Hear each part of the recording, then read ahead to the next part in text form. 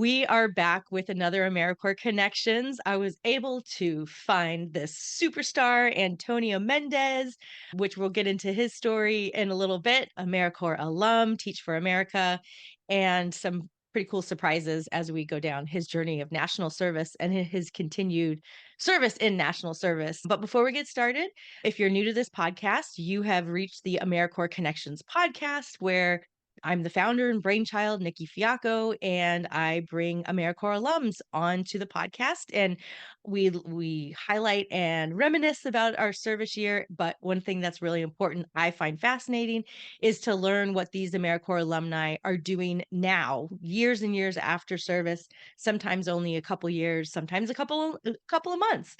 But it's tremendous to learn the stories of the AmeriCorps alum and really to connect us together. There's over 2 million AmeriCorps folks who have gone through the AmeriCorps program and are now alumni. So wouldn't it be amazing if we could start connecting in the virtual world and in the real world? Before we get started, I have some an exciting announcement. AmeriCorps Week is the second week in March, and we have a special partnership between the AmeriCorps Connections podcast and Tool Bank USA. This tool banks that rent out tools to community members and organizations across the country. There are a handful of tool banks who will be hosting AmeriCorps alumni projects during the week of March 10th through the 16th. So you can see here if you are watching on YouTube. If not, if you're listening in your podcast platform, you can reach out to Baltimore, Charlotte, Cincinnati, Houston, Phoenix, and Richmond. Will all have service projects during the week of March 15th through the 16th. Go to Toolbank USA/AmeriCorps Week 2024, and you can find out more information. Very, very excited for this very exciting week of service and bringing alumni together in the real world, the real physical world. So, all right, let's just jump in. Antonio, originally I reached out to you because you were announced the 40 under 40 for Denver, Colorado, and I saw that you were part of NCCC, and I thought, we got to know this guy. He has got to be part of the AmeriCorps Connections interviewees. So, what the heck? Like, how did you get started? What was your stream of service, and what are you up to now? And then let's talk about that 40 under 40. Awesome. Yeah. Thank you, Nikki, for inviting me onto the podcast. Really appreciate it. So my original stream of service was Teach for America in Newark, New Jersey. And the story of how I even got to Teach for America is a really interesting one. So I was a Posse scholar back between 2002 and 2006. Posse is a scholarship that sends groups of posses together to top tier liberal arts colleges and universities with the idea that some folks would do really well at these schools, but they just don't have their posses with them to make them feel like they belong. So I went to Colby College in Waterville, Maine. And my senior year, I was on a legal track. Like I was going to go to law school. That was the goal. Wow. That always was the goal. So I did the LSAT. And then one Sunday night, I missed dinner. It was a very momentous moment in my life where I went into this Teach for America information session with the pure purpose of getting pizza. Like I knew this wasn't for me. I I love was that. yeah, I was like, they have Papa John's, like that'll cover me for the night. And so I sat and I watched to be respectful. And they put on a video, a recruitment video. And in the recruitment video, there was my seventh grade social studies teacher, Mrs. Cora Frost. Now Miss Cora True Frost, married to Jim True Frost, who plays on The Wire. He plays Prez Belusky. So really interesting. Yeah, I know. Random. But she's talking about working in Harlem with underprivileged kids. And I never saw myself that way. And I realized that she was part of the reason I never saw myself that way. She impacted me in such a very real Mm. way. I went to a very good school in New York, but still struggling with resources. And there was amazing teachers like her.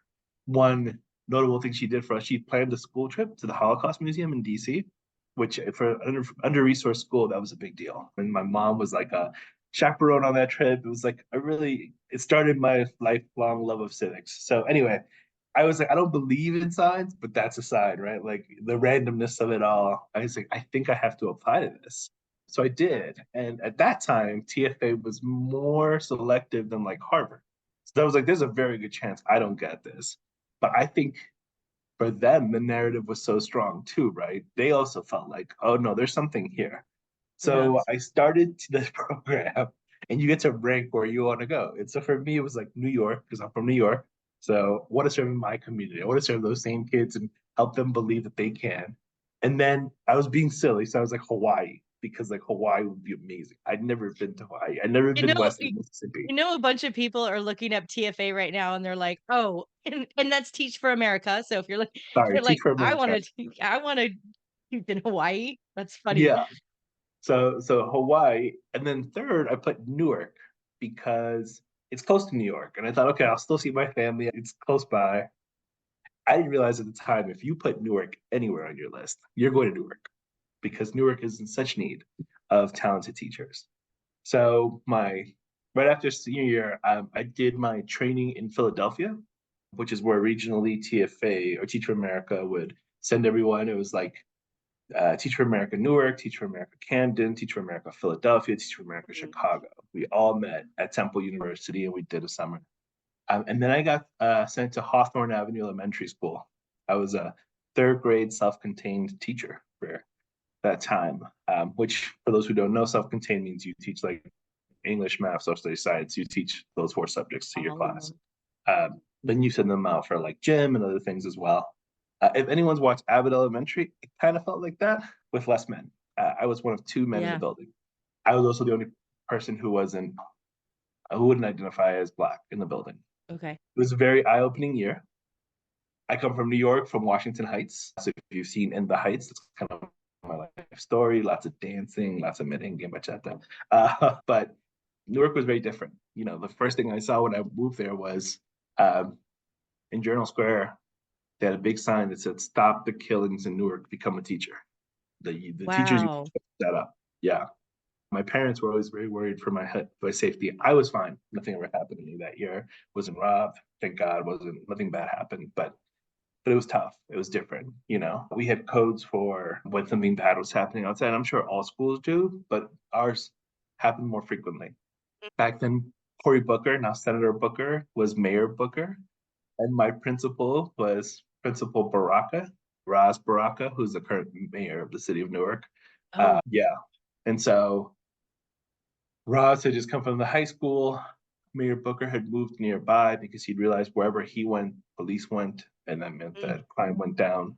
So yeah, Hawthorne Avenue Elementary School was a struggling school, but it's an eye-opening experience and one that I still take with me, and it impacts me on a regular basis. So I just wanna like, just circle back to that captured moment where national service was like, "We need you," right? And to be so intuitive where you really believed and wanted to go in a different direction, but to take a pause and say, I'm gonna have to check this out." Like, that's just very I don't know, I feel like it's ahead of your times, like, towards the end of college and everything, you're still kind of trying to figure things out and who am I and what am I gonna do? And like there's somebody that I listen to and they talk about going upstream, like going with the current as opposed to trying to swim against the current. And to Mm. me, I felt like it was one of those moments where you could have chose to swim upstream, but you went with the current and one of the, taking a choice to go with Teach for America. And that's when I'm assuming national service grabbed you. You know, Just it's funny. It I think it gave me a taste at that mm, moment. But then, and I can give you sort of my like, here's the path afterwards. And yeah, yeah, yeah. so after my service year, I worked with the Posse Foundation because I felt like I wanted to give back to the organization that had allowed me to go to college. And so I helped them start their science posse model. So same model posse, but incorporate a STEM element to it. So we sent kids to do biology, chemistry, biochemistry, physics, and neuroscience. And that was when Barack Obama got his Nobel Peace Prize. And he gave us a portion of that Peace Prize to expand that program.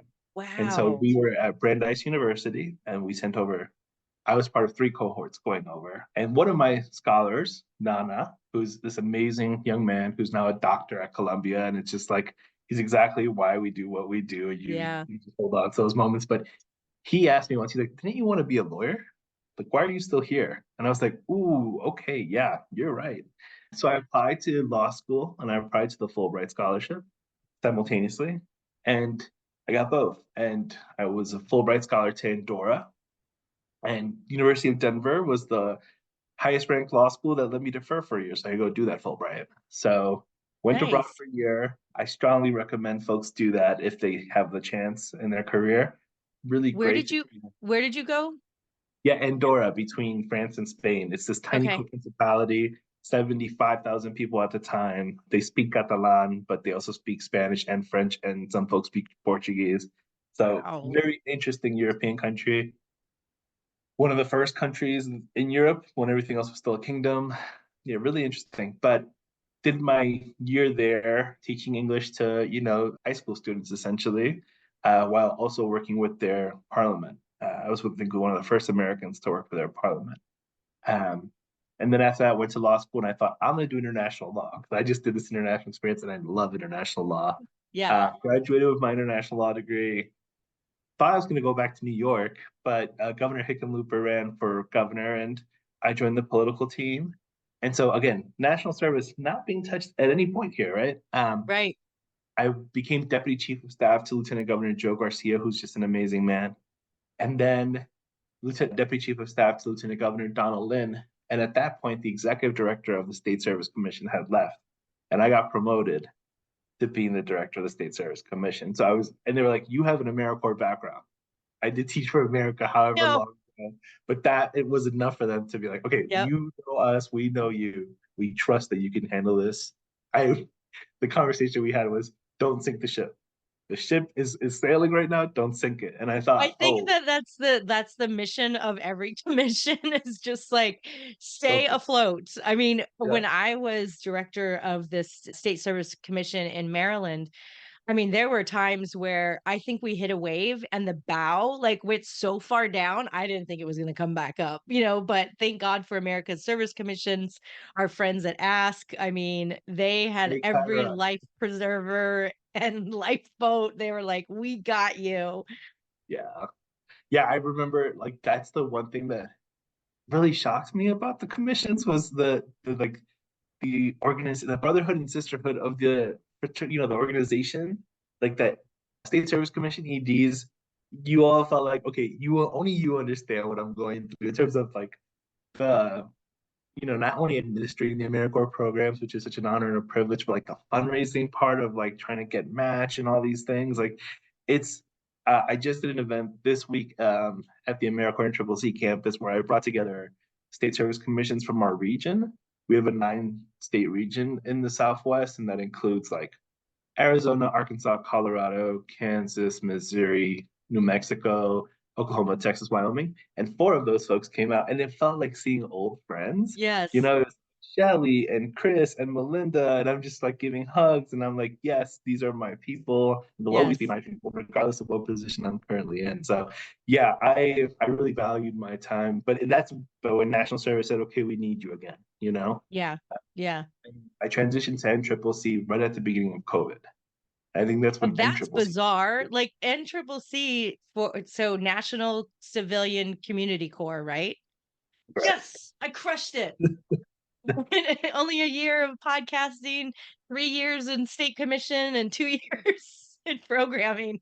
Only a decade worth of experience, and now I got it. That's bizarre. So, folks that are listening, and I'll let you explain it even better, but NCCC is an in-person, like, we do these things together. We ride in vans together. We house together. So, to join in 2020, I don't know. Do you want to go into that story, or do you want to, like, whatever? Like, that's craziness. Yeah, so I Dana Playton, who's the person who had my job before me, had gotten another role at I believe it's USDA, and so she told me that she thought might be good for the role. And my current role is the deputy region director for programming and training. And so I applied because my goal was to learn all streams of service. So I had known AmeriCorps State and National. I knew about Vista, but I've never overseen a Vista program or project or even like done the monitoring, on the agency Right. side. And I knew about NCCC because I had just done a state service bus tour with the lieutenant governor and with Ken Goodson, who at that time was the region director for the Southwest region. And we had stopped in Montrose, Colorado, which is, on the western slope. We'd heard from a homeowner who, in front of the team, just broke down crying, saying, Oh, no. we would be homeless without you. You guys built my house. You made it livable. And so here was like 10 people's service in like 5 weeks that had really solidified and impacted this person's life. And I always took that with me, like, okay, this program touches lives in a very direct way. I love being part of the State Service Commission, but it felt more like grant management, and it felt Yeah. less member interaction and less like the why we do what we do. It's why I did the National Service bus tour. I wanted to see our programs in the field. I wanted to meet our members where they were Yeah. and have our elected officials say, okay, this is the power of AmeriCorps. So I applied to NCCC. I got selected 2020. I started, I think it was like April 1st, 2020. We kind of knew what was happening. I remember as the last thing I did as executive director of the State Service Commission was travel down to Gunnison, Colorado to discuss this COVID pandemic that was happening and what we would have This to do with thing. our members. Gunnison's a ski community. It's a lot of other things, but it's a ski community as well. And there's a lot of international travel there. And I think it was the first site where COVID really started spreading in Colorado. So there was a lot of fear there. So yeah, it just my mind shift changed. And then I realized, oh, I've taken on the job of a team-based traveling national service program that brings members from all over the country to one place and then sends them all over the country. Oh, let's go serve, vulnerable communities. Oh, wait, are we sending our members Nope. with things? So yeah, so the first 2.5 years of my job was just like, don't spread COVID, right? Like, keep the Right. members safe, keep the community safe. So I should say this, the mission of NCCC, we do two things one way, right? We support communities and we develop leaders through team-based national and community service, right? And so our members, usually teams of anywhere between 8 to 10, yeah, 8 to 10, do three in our region, 3 round projects. Our shortest round is like 6 to 7 weeks. Our longest round is like 3 months. And so we send them to different communities in that 9 state region to support on a number of different things. Things like home building, trail maintenance, disaster relief and support, food and security issues, energy conservation. I mean, we really do a lot. So yeah, it's been, 2021, I believe was all, not all, but a lot of like vaccination clinics with FEMA, right? We were in Mhm. like 9 different states and more. We were in New York, we were in New Jersey, we were in Kentucky, we were places that are not our region because the need was there, right? And so our Yeah. members, there was this beautiful moment where my dad went to get the vaccine, and there Aw. was an American Triple C member from my campus, and they took a picture together and sent it to me, and it was like I see the real impact in my life, which was Yeah. really beautiful. Yeah. Wow, so when I was with the Maryland State Service Commission, there was a vaccine site where NCCC, it was in Gaithersburg, Maryland. Wait, was it Gaithersburg? I think so. No, it wasn't. Anyways, it was because it was around a metro station.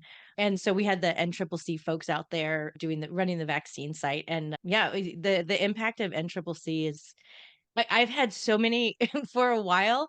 I was interviewing NCCC after NCCC. I'm like, okay, I need to like vet people. I love NCCC folks, but we Hmm. need some Vista. We need some state and national on here as well. Yeah.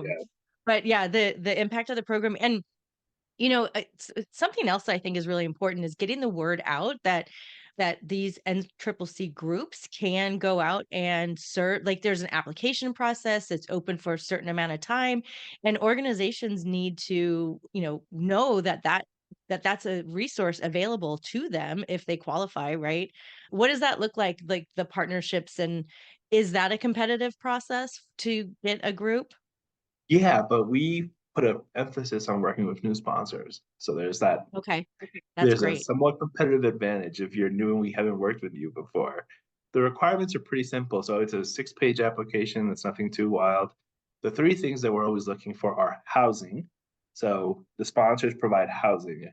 And I think folks sometimes see housing and they just think like a house. Like, we have put members in church basements. We have had members camp. We have had members in like, civic centers that aren't being used. Like, we can get creative as to what housing looks like, but it traditionally has a bathroom and showers. So if they don't have that, that's okay. We've had members shower at gyms where, the sponsor gives them gym membership. So they go to the gym and they shower, and that's fine. They have a kitchen typically. but we've also sent folks with hot plates, and that's been sufficient. So housing, and then they need site supervision because they can't just be left to their own devices. Like our members are generalists. So we need the sponsor to provide the Yeah. training, what they want them to do. And then, yeah, training, I guess, is the third thing that I would say folks need. But so there's no match, there's no financial, we're unique in that way, in that we offer people power. And so there isn't the same requirements that you might have on a AmeriCorps State National Grant, AmeriCorps Senior Grant, or an AmeriCorps Vista Grant.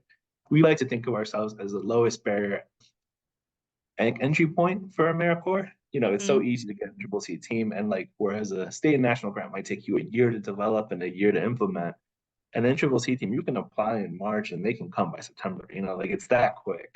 Wow. Yeah, That that's a great turnaround, and I love the idea of having it be a easy entry point to AmeriCorps. Because I mean, without getting into too many details, AmeriCorps grants are challenging. They can be challenging. You're my second interview of 2024, and prior to chatting with you, I chatted with Amanda McSwine yesterday, actually, and we talked about, like, basically she goes, "Basically," because she's a grant manager, she's like, "I basically look at what we need to do and the requirements, and I make sure we do it and we don't get in trouble." You know, like, it's like, what CFRs do we need to make sure that we're paying attention to? And it can be challenging, and I think one of the things that is important is, like, the impact on the community from AmeriCorps, but also the impact on the folks that go through the programs.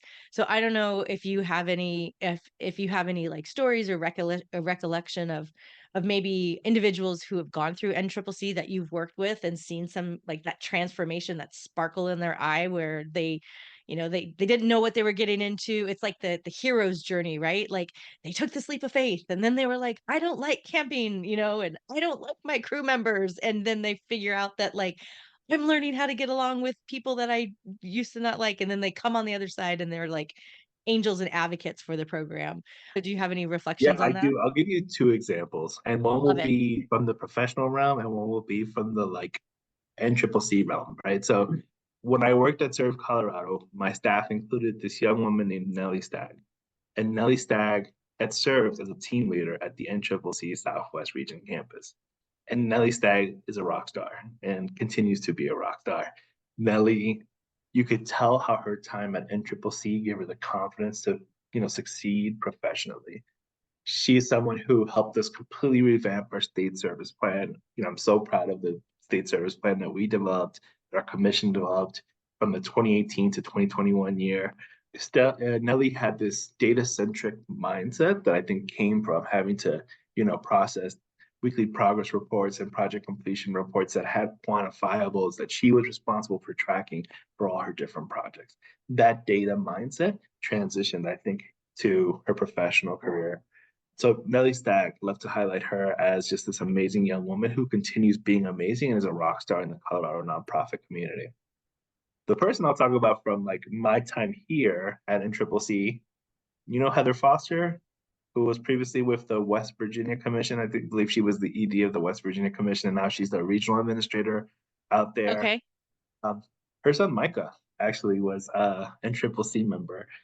And I remember Heather calling me and saying, "I'm sending you Micah. You need to take care of him." And I said, "Oh, don't worry. We'll make sure Micah does great." And Heather called me after Micah's service here and says, "You've changed him so much." Because think about it. These folks go from, our typical, and I haven't mentioned this yet, is our program is for 18 to 24-year-olds. The CARES Act extended that to 26-year-olds. But that range, folks are really becoming themselves. Mhm. And she said, before, Michael wouldn't, basic things like that teenagers do, right? Clean the room, all that kind of stuff. Well, she felt like there was a change there, but even cooking and cleaning, right? Like the cooking part, she's like, Micah cooks now. And I guess at one mom and said, "Thank you so much." And she was like, "For what?" And she's like, "All this is so expensive. And I had no idea until I did my service here." Because teams are given a Mm. living allowance and have to put that together to come up with meals and things like that. So Micah had a brand new appreciation for everything at home, which he, I guess, just take it for granted.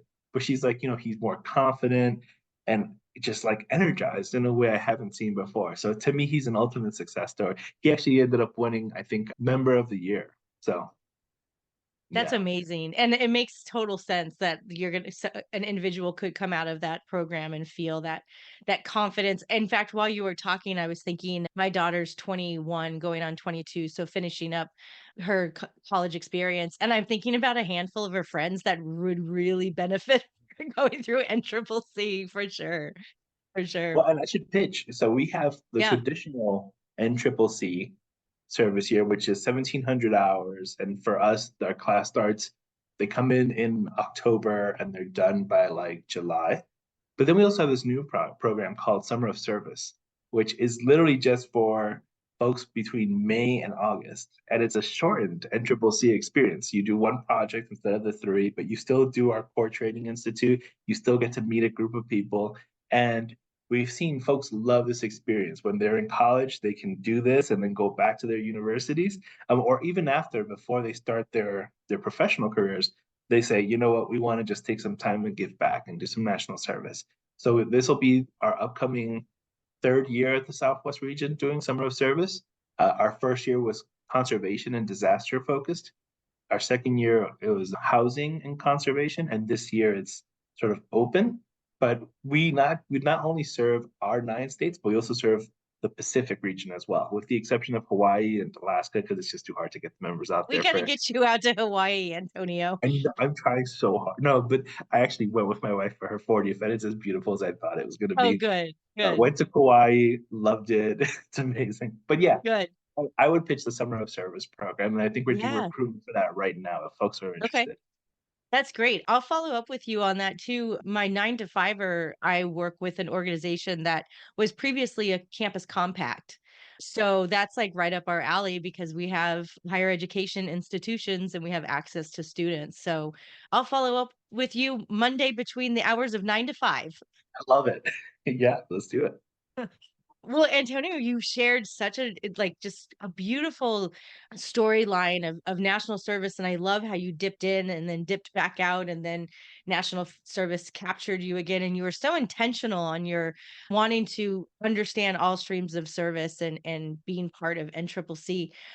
I want to ask you like what you're excited about right now, like professionally, personally. Do you have things coming down the pike that you're like super pumped about?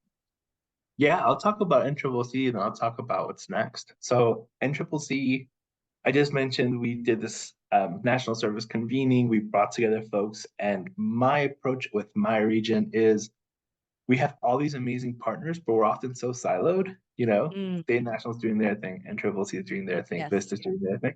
We're going to start working together. We're going to start being intentional about that collaboration. And that includes intentional collaboration with like communities we want to reach out to more, tribal, sovereign communities, the veteran communities. Also, just more intentional about our elected official outreach and educating folks about the power of national service. We also see that there's some issue areas that the need is just true across the region. Housing is one of those issue areas. We know there's more need in housing, and so we want to see how can we be a force multiplier when we work together. How can we, maybe an organization needs a Vista to bolster them up so they can apply for a state national grant, but during that time they're using an NCCC team to do some of the groundwork or a demonstration project, right? Like to me, that's a perfect example of that. Yeah. Maybe an organization is losing their Vista member because of challenges with those resources, and so maybe NCCC is the right fit for now. While they get their Vista back. Like there's so many ways we can support one another and create this a beautiful safety net of national service. Mm, Um, and so that gets me super excited, right? When I think yeah. about the power. So we're working on that. And then professionally, I have recently received a conditional offer from the Peace Corps to be a country director. Oh my god! Yeah. Wow, that's so So I am, exciting.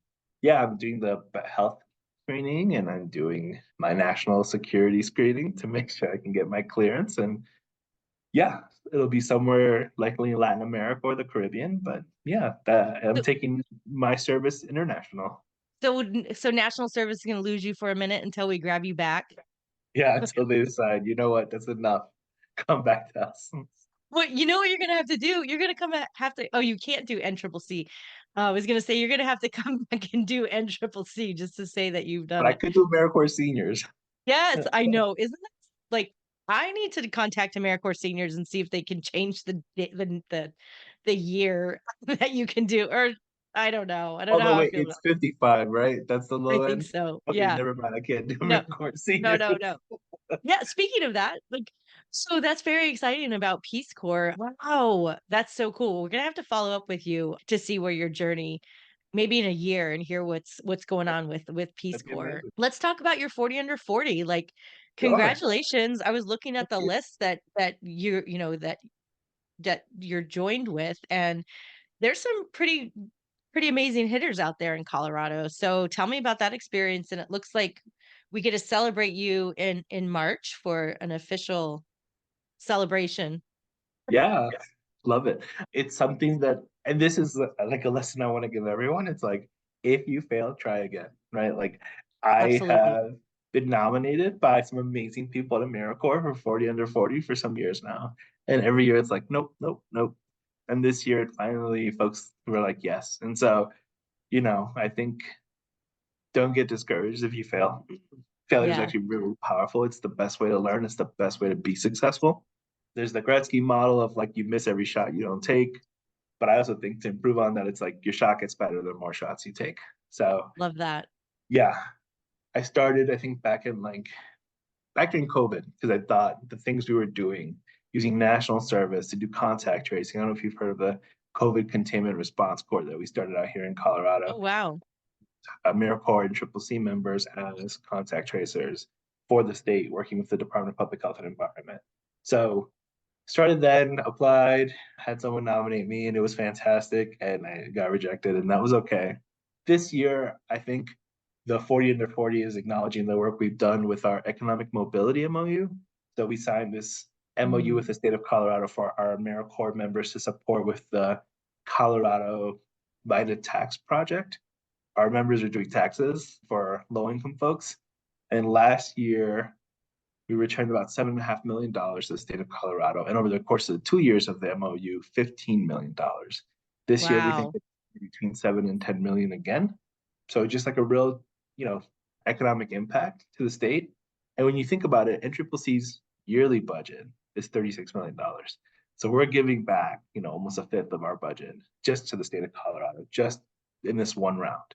Yeah. Because That's an taxes. that's such an amazing just kind of like picture of about the with impact of NCCC when you think about dollars and cents of it all. And it looks like a lot of the folks that are on this 40 under 40 for the Denver Business Journal, like there's a lot of several of them look like they are in some type of service. Like, it's like it's the business journal, but so many of these folks look like they're in community engagement and community service projects. Yeah, I have a good friend from Leadership Denver, Ali Engelken, who I think also made that list, and she's the vice president of community relations at the Denver Broncos. And so, that Leadership Denver program was fantastic, and I encourage folks who are in the community to do it. But we talked during that time like, how can we support AmeriCorps? Like folks just trying to Yeah. interact. And another partner started this wonderful nonprofit called the Aurora Village Exchange, which works with refugees in Aurora, which is where the campus is. And we actually did a partnership where an NCCC team went and served with that community for a bit. So that list has collaborated amongst itself to That's support cool. the community and use national service as a tool. That's so cool. I love that. I mean, the title of this podcast is AmeriCorps Connections, and it's like jokingly, but not jokingly, I have in one of my signatures on my emails super connector because I can be having a conversation with somebody, and then my Rolodex is going through thinking who do they need to connect with, who could support their work, who could expand what they're doing.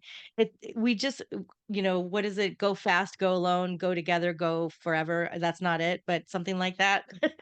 So that's cool to hear that the list is actually collaborating within itself, and super exciting to hear that AmeriCorps and the different streams will eventually start to work together as well. Because as you said, there's loopholes. That you mean there's connections here where NCCC could fit, and then Vista, and then maybe it can turn into a state and national. So super exciting news and information. This has been such a wonderful conversation, and I'm so happy to know your story and know you, and good luck with Peace Corps. I mean, we're sad we're gonna lose you for, I guess that means the position's opening at NCCC. Anyone? It will. It hasn't opened up yet, but we'll definitely put it out there. Yeah. We're looking for connectors who can continue this path. So yeah, And I'm assuming your employer, NCCC, knows this, so they when this, know. Yeah, yeah. I wouldn't be like, surprised. is No, on the they know. AmeriCorps Connections exclusive, Antonio's Breaking resignation. news every podcast. Gotta joke. Yeah. So the last thing I like to ask in closing as we land the ship or land the plane, what do you see for the greater AmeriCorps alum community? Like, what would be something that would be amazing? Maybe we can strive for. I mean, yeah, there's a million of us strong. What do you see for us? Yeah, I would say my career in public service comes from my parents' journey. They're Dominican immigrants, and my career is about giving back and sort of thanking folks for all they've done. I know that my success isn't my own. That 40 under 40 should be with a bunch of other people who've helped me succeed. So I would say as you are start being successful in your careers, and I know so many of you who are, start thinking about how you can give back to AmeriCorps. You know, we have this amazing NCCC Class 1 alum, Rob Haynes, who works for Boeing here in Colorado and has come and spoken many times in our campus, has connected us with several local nonprofits like the Denver Urban Gardens. Like to me, he's an example of exactly what we need from our alums, which is that leadership, but also that give back mentality of how can we make things better, faster, stronger for that next generation of NCCC member. So yeah, think about that for those of you who had the privilege of serving. How can you strengthen not only AmeriCorps but your communities in the country? I love that. That's a perfect closing and just a perfect messaging of giving back and giving back specifically to either your program or AmeriCorps at large, you know?